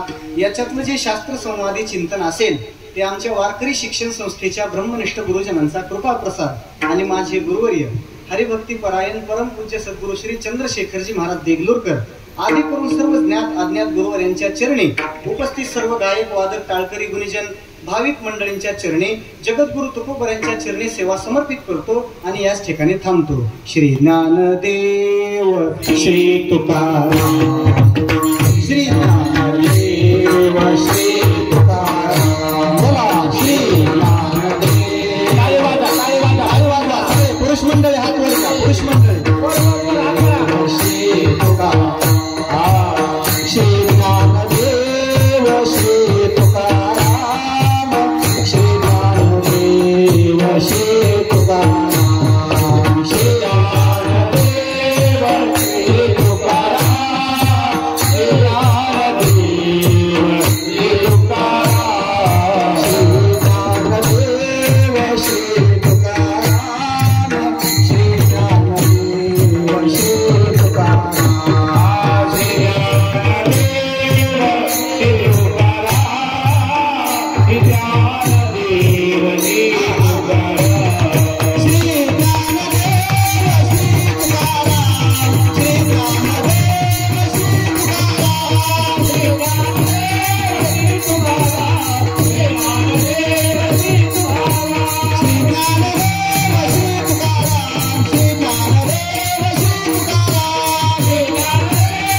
तुकाराम, श्री ज्ञानदेव